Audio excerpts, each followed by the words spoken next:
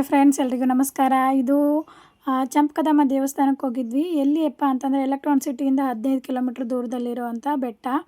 ಇಲ್ಲಿ ಸನ್ಸೆಟ್ಟು ಮತ್ತು ಸನ್ರೈಸ್ನ ಬೆಟ್ಟದ ಮೇಲೆ ಕೂತ್ಕೊಂಡು ಸಖತ್ತಾಗಿ ವ್ಯೂ ಮಾಡ್ಬೋದು. ಎಲ್ಲೈತಿಯಪ್ಪ ಹೆಂಗೈತಿ ಅಂತಂದ್ರೆ ನಾನು ನಿಮ್ಮ ಮುಂದೆ ಶೇರ್ ಮಾಡತ್ತೀನಿ. ಹಂಗೆ ನಾವು ಬೈಕ್ ಮೇಲೆ ನಮ್ಮ ಮನೆಯಿಂದ ಹೋದ್ವಿ. ನಮ್ಮ ಮನೆಯಿಂದ 12 ಕಿಲೋಮೀಟರ್ ಆಯಿತು. ಎಲೆಕ್ಟ್ರಾನ್ ಸಿಟಿಯಿಂದ ಹೋದ್ರೆ 15ರಿಂದ 16 ಕಿಲೋಮೀಟರ್ ಆಗುತ್ತೆ ಅಷ್ಟೇ. ಹಾಫ್ ಆನ್ ಅವರ್ ಇಲ್ಲ 1 ಅವರ್ ಜರ್ನಿ. ಇದು ಬನ್ನೇರುಘಟ್ಟ ರೋಡು. ರೈಟ್ ಸೈಡಿಗೆ ಬನ್ನೇರುಘಟ್ಟ ರೋಡಿಗೆ ರೈಟ್ ಸೈಡ್ ಜೂ ಐತಿ. ಜೂ ಇಂದ ಈ ಕಡೆ ಲೆಫ್ಟ್ ಸೈಡಿಗೆ ಟೆಂಪಲ್ಗೆ ಹೋಗೋ ದಾರಿ ಐತಿ. ಯಾರು ಬೆಂಗಳೂರೊಳಗಿದ್ರೆ ಈ ಜಾಗನ ಮಾತ್ರ ಮಿಸ್ ಮಾಡೋಕೆ ಹೋಗ್ಬೇಡ್ರಿ.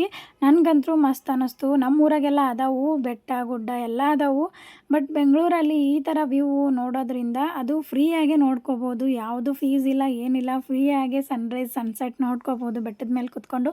ಹಂಗೆ ಎಲ್ಲಿ ಹೋಗೇ ಇಲ್ಲಪ್ಪ ನಾವು, ಎಲ್ಲಿ ಹೋಗೋಕ್ಕಾಗಲ್ಲ ಅಂತಂದ್ರೆ ಈ ದೇವಸ್ಥಾನಕ್ಕೆ ಮಾತ್ರ ಮರ್ಯಾಕೆ ಹೋಗ್ಬೇಡ್ರಿ. ಹೋಗಿ ಬರ್ರಿ, ಹೆಂಗಿತ್ತು ನೋಡ್ರಿ. ಇವಾಗ ನಾವಿವತ್ತು ಬನ್ನೇರುಘಟ್ಟ ರೋಡು ಚಂಪಕದಮ್ಮ ದೇವಸ್ಥಾನಕ್ಕೆ ಬಂದಿದ್ದೀವಿ.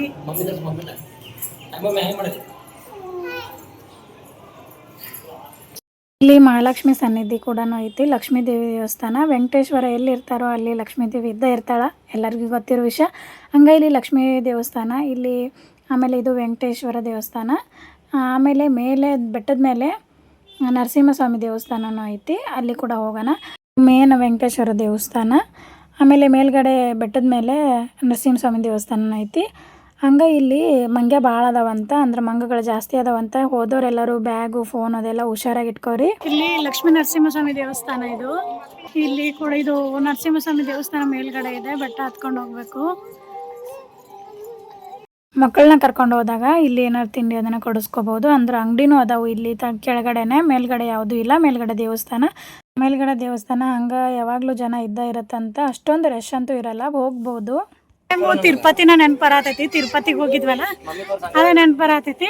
ನನ್ನ ಮಗಳು ಬೆಟ್ಟ ಹತ್ತೀನಿ ಅಂತ ಹಠ ಮಾಡಿ ಹೊತ್ಕೋತೀವಿ ಅಂದ್ರು ಬರೋವಳು. ಇವಾಗ ನೋಡ್ರಿ, ಅಪ್ಪ ಮಗಳ ಸ್ಲೋ ಆದ್ರು, ನಾನು ಮುಂದೆ ಬಂದೆ ಹಂಗೆ ಸ್ಪೀಡಾಗಿ.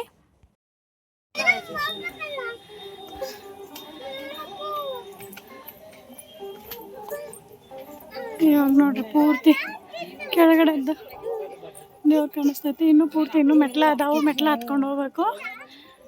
ಬಟ್ ಇದನ್ನು ತೋರಿಸ್ದೆ ಸುತ್ತಲೂ ಈ ಥರ ಕಾಣಿಸುತ್ತೆ. ನಮ್ಮ ಊರಾಗ ಮೇನ್ ಬಸ್ತಿ ಬಾದಾಮಿ ಗುಡ್ಡೆಲ್ಲ ನೆನಪಾಗತ್ತವು. ಈಗ ಎಲ್ಲಿ ಬಂದಿರಿ? ಯಾವ ದೇವಸ್ಥಾನಕ್ಕೆ ಬಂದಿರಿ? ತಿರುಪತಿ ಬಂದಿರಿ ನೀವು? ಯಾವ ಜಜ್ಜಿಗೆ ಹೊಂಟಿವಿ ಹೇಳು? ಇಲ್ಲಿ ಮ್ಯಾಲೆ ಬರೋಣ. ಇನ್ನೊಂದು ಶಿವನ ದೇವಸ್ಥಾನ ಕಾಣತೈತಿ. ನಂಗೆ ದಮ್ ಆತೈತಿ, ಅದಕ್ಕೆ ಮಾತಾಡೋಕ್ಕಾಗವಲ್ದು. ಶಿವನ ದೇವಸ್ಥಾನ ಕಾಣತೈತಿ. ಇಲ್ಲಿ ನೋಡ್ತಿರ್ಬೋದು ನೋಡ್ರಿ, ಎಲ್ಲರೂ ಬೆಟ್ಟದ ಮೇಲೆ ಯಾವ ಥರ ಕೂತಾರ. ಸನ್ಸೆಟ್ ಕಾಣುತ್ತಾ, ಚಂದ ಐತಿ, ಮಸ್ತ್ ಐತಿ. ಗಾಳಿ ಆದ್ರೂ ಜನ ಅಷ್ಟೊಂದಿಲ್ಲ. ಬಟ್ ಇಲ್ಲಿ ಗಾಳಿಗೆ ವಾತಾವರಣಕ್ಕೆ ದೇವಸ್ಥಾನಕ್ಕೆ ಬರಬೇಕಂತ ಅನ್ಸುತ್ತೆ. ಮಸ್ತ್ ಐತಿ. ಕೆಳಗಡೆ ಊರಿನ ವ್ಯೂ ಚೆನ್ನಾಗಿ ಕಾಣತಿತ್ತು. ಆಮೇಲೆ ಹಂಗೆ ನೋಡ್ಕೊಂಡ್ವಿ, ದೇವಸ್ಥಾನಕ್ಕೆ ಹೊಂಟಿದ್ವಿ. ಅಷ್ಟೊಂದು ರಶ್ನೂ ಇಲ್ಲ, ಬರ್ಬೋದು, ಮಕ್ಕಳನ್ನ ಕರ್ಕೊಂಡು ಬರ್ಬೋದು. ವೀಕ್ಲಿ 1 ಟೈಮೂ ಹೋಗ್ಬೋದು, ಅಷ್ಟು ಚಂದ ಐತಿ. ಹಂಗೆ ಇಲ್ಲಿ ಸನ್ಸೆಟ್ ಆಗುವಾಗ ಹೋದ್ರಿ ಅಂದ್ರೆ ಇನ್ನೂ ಚಂದ. ಇವಾಗ ನೋಡ್ರಿ, ಇದು ನರಸಿಂಹಸ್ವಾಮಿ ದೇವಸ್ಥಾನ. ಇಲ್ಲಿನೂ ನರಸಿಂಹಸ್ವಾಮಿ ದೇವಸ್ಥಾನನ ದರ್ಶನ ಮಾಡಿಕೊಂಡು ಬರತ್ತಿದ್ವಿ. ಹಂಗೆ ಇಲ್ಲಿ ನರಸಿಂಹಸ್ವಾಮಿದು ಒಂದು ಶ್ಲೋಕ ಹಾಕಿದ್ರು, ಉಗ್ರಂ ವೀರಂ ಮಹಾವಿಷ್ಣುಂ ಅಂತಂದು ಒಂದು ಮಂತ್ರ ಐತಿ. ಅದು ಭಾಳ ಪವರ್ಫುಲ್ ಮಂತ್ರ. ಅದನ್ನ ಹೇಳ್ಕೊಂಡು ದರ್ಶನ ಮಾಡಿಕೊಂಡು ಬಂದ್ವಿ. ಬರಬೇಕಾದ್ರೆ ಇಲ್ಲಿ ನೋಡ್ರಿ, ನಾನು ನಿಮಗೆಲ್ಲನೂ ಬೆಟ್ಟ ತೋರಿಸಿ ದೇವಸ್ಥಾನ ತೋರಿಸಿ ಬರ್ಬೇಕಂತ ನಾನು ಹೊಂಟಿದ್ರೆ, ಅಪ್ಪ ಮಗಳಿಬ್ರು ಸೇರಿ ನನ್ನ ಬಿಟ್ಟು ಹೊಂಟ್ರೆ ಮುಂದಾಗಿ ನೋಡ್ರಿ. ಇಲ್ಲಿ ಮುಂದೆ ಆಕಿಗೆ ಅವ್ರ ಅಪ್ಪಿದ್ರೆ ಸಾಕು, ಮುಗೀತು. ಮತ್ತೇನು ಬೇಡ. ಹಿಂಗೆ ಹೊರ ಕರ್ಕೊಂಬಂದ್ರೆ ಮುಗಿದು ಹೋತು. ಇಬ್ಬರು ಕೂಡ ನಾವು ಇರಲಿ ಬಿಡಲಿ ನಡೀತೈತೆ ಅವ್ರಿಗೆ. ಮನೆಯಾಗಿದ್ದ ಮಮ್ಮಿ ಅನ್ನೋದು. ಇಲ್ಲಿ ಮಾತ್ರ ಪಪ್ಪ. ಅವ್ರ ಅಪ್ಪಿದ್ದಾಗ ಅಪ್ಪ. ಮಂತ್ಲಿ 1 ಟೈಮ್ ಆಗಲಿ ಅಥವಾ ವೀಕ್ಲಿ 1 ಟೈಮ್ ಆಗಲಿ, ನಿಮಗೆ ಯಾವಾಗ ಟೈಮ್ ಸಿಗುತ್ತಾ ಈ ರೀತಿ ನೇಚರ್ ಜೊತೆ ಕೂತ್ಕೊಂಡು, ಮನೆಯವ್ರ ಜೊತೆ ಕೂತ್ಕೊಂಡು ಮಾತಾಡೋದ್ರಿಂದ ತುಂಬ ಖುಷಿಯಾಗಿರುತ್ತೆ ಮನಸ್ಸು. ಏನು ದುಡ್ಡು ಕೊಡೋಂಗಿಲ್ಲ, ಏನಿಲ್ಲ. ನೇಚರ್ ಜೊತೆ ಆರಾಮಾಗಿರ್ಬೋದು. ಸನ್ಸೆಟ್ ವಾರ ಪೂರ್ತಿ ಕೆಲಸ ಮಾಡಿ ಹಿಂಗೆ ಸಮಾಧಾನ ಇರೋ ಜಾಗಕ್ಕೆ ಪೀಸ್ಫುಲ್ ಆಗಿರೋ ಜಾಗಕ್ಕೆ ಬಂದ್ವಿ ಅಂದ್ರೆ ಎಷ್ಟು ಸಮಾಧಾನ ಆಗುತ್ತೆ, ಅಷ್ಟು ಸಮಾಧಾನ ಆಗುತ್ತೆ. ಈ ರೀತಿ ಮಕ್ಕಳನ್ನ ಕರ್ಕೊಂಡು ಹೊರಗಡೆ ಹೋಗ್ತಾ ಇರ್ಬೇಕು ಅವಾಗ ಅವಾಗ. ಅಂದ್ರೆ ಅವರಿಗೂ ವಾತಾವರಣ ಚೇಂಜ್ ಆಗುತ್ತೆ, ನಮಗೂ ಮೈಂಡ್ ಫ್ರೆಶ್ ಆಗುತ್ತೆ. ದೇವಸ್ಥಾನನೇ ಆಗಲಿ, ಈ ಥರ ಬೆಟ್ಟನೇ ಆಗಲಿ, ನೇಚರ್ ಜೊತೆ ಕೂತು ಈ ಥರ ಮಾತಾಡ್ಕೊಂಡು ಬರೋದ್ರಿಂದ ಎಷ್ಟು ಸಮಾಧಾನ ಆಗುತ್ತೆ ಮನ್ಸು. ಹಿಂಗೆ ಅವಾಗ ಅವಾಗ ಹೊರಗೆ ಹೋಗ್ತಾ ಇದ್ರನ ಚಂದ.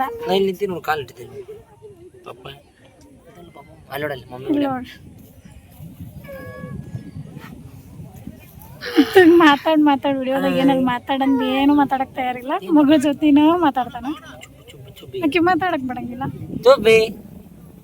ನನ್ನ ಮಗಳು ಹೆದ್ರಾಕತ್ತಾಳ, ಬೀಳ್ತೀನಿ ಅಂತಂದಿಲ್ಲ ನೋಡಿ. ಈ ಥರ ಹಿಂಗೈತಿ ತೆಗ್ಗ, ಅದಕ್ಕೆ ಹೆದ್ರಾಕತ್ಬಿಟ್ಟಾಳ ಪೂರ್ತಿ. ನಾವು ಸೂರ್ಯ ನೋಡಿದ್ರ ಆತಂತಂದು ಸನ್ಸೆಟ್ ನೋಡ್ಕೊಂಡು ಕುಂತ್ರ ಆತಂತ ನಾವು ಕೂತೀವಿ. ನೋಡಿ ಹೆದ್ರಾತ ಬೇಡ ಬೇಡ ಅಂತ ಬೀಳ್ಸಲ್ಲ. ಏನಾಗತ್ತಮ್ಮ, ಏನಾಗತ್ತೈತಿ? ಬೀಳಲ್ಲ ತಂಗಾರಿ, ನಾವೆಲ್ಲ ಕೂತೀವಿಲ್ಲ, ಬೀಳಂಗಿಲ್ಲ. ಪೂರಿ ಅದನ್ನು ತಗೊಂಡು ಬಂದಿದ್ದೆ, ಅದನ್ನು ತಿಂತೀವಿ ಕೂತಿಲ್ಲೇ ಗಾಳಿಗೆ. ಹೌದಾ? ನಂಗೆ ತಿನ್ನಿಸ್ತೀಯ, ನಮ್ಮ ಮಮ್ಮಿ ತಿನ್ನಿಸ್ತೀಯ? ಮಮ್ಮಿ ಒಂದು